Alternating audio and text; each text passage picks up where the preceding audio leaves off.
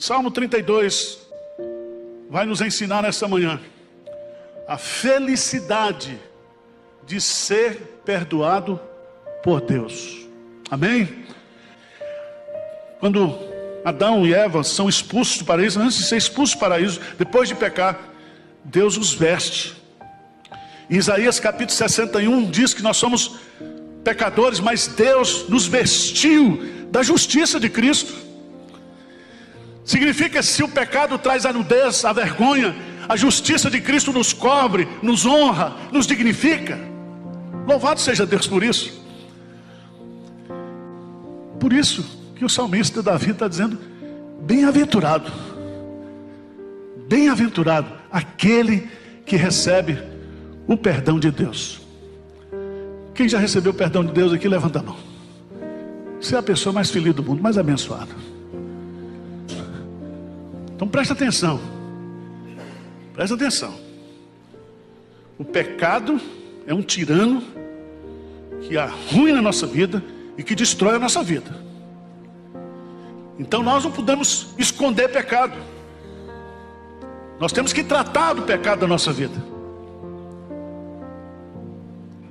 Não adianta esconder. O pecado vem à tona, mais cedo ou mais tarde. Ele vai descrever lá no Salmo 51 que o seu pecado estava diante dele todo dia. E Satanás usa o pecado para minar, para destruir a gente, para acabar com a nossa saúde, para acabar com a nossa alegria. Sabe o que é que Davi está dizendo aqui? É que ele está sob a disciplina de Deus. Ninguém sabe do seu pecado, a igreja não sabe, né? Sua mulher não sabe, seu filho não sabe, seu pastor não sabe, ninguém sabe, mas Deus sabe. E a mão de Deus está disciplinando Davi. Por quê? Porque Deus disciplina a quem ama. Se Deus não disciplinasse o crente em pecado, aí que ele ia pecar mais. O crente já é sem vergonha, ia pecar. Pecado. Irmãos, confissão de pecado é requerido por Deus.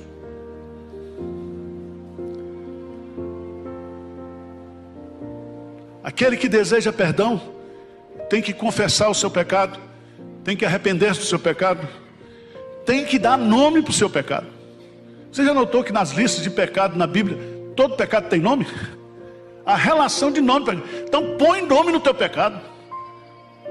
Ah, a carne é fraca. A carne é fraca, isso é para advertir, não é para justificar não. A carne é fraca é uma advertência, não é uma justificativa.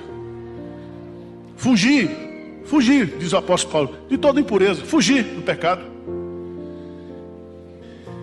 Davi está dizendo: gente, se você é piedoso e você pecar, faça logo a súplica. Porque quando o pau quebrar, já vai estar. Quando as tempestades virem por causa do pecado, você já está livre, você está protegido. Lá em Hebreus vai mostrar claramente que Jesus Cristo é o nosso refúgio.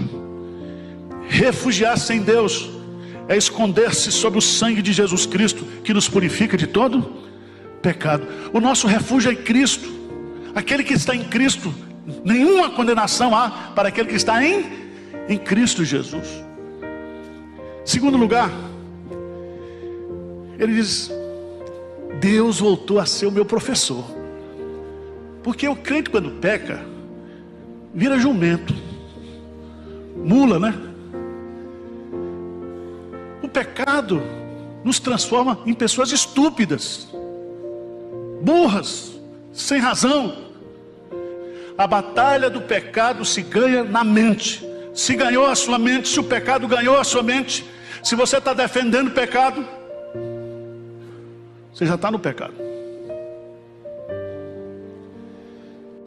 Irmãos, a alegria é a evidência da clara comunhão com Deus. Porque na presença de Deus há plenitude de alegria. Alegria é, na palavra de Deus, a prova mais evidente do perdão. quando alguém é salvo, quando alguém compreende o perdão de Deus, ele é tomado de muita alegria. Irmãos, esse Salmo 32 nos ensina duas verdades fundamentais.